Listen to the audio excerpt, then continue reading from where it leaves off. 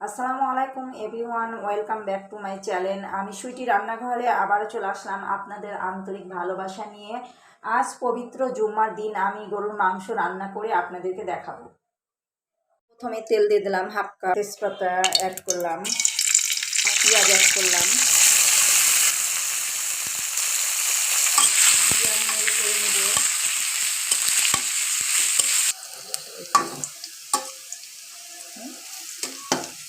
মাংসটা আমি এখন দিয়ে দিলাম।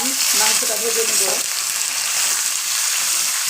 মাংসটা ভালো ভাজা হবে এখন মাংসটার মধ্যে আমি মশলা দিয়ে দেবো।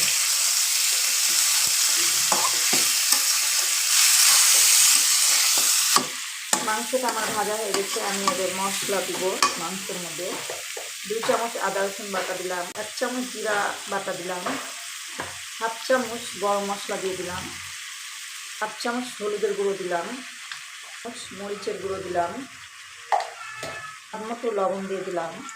আমি নেড়ে চেড়ে নিব।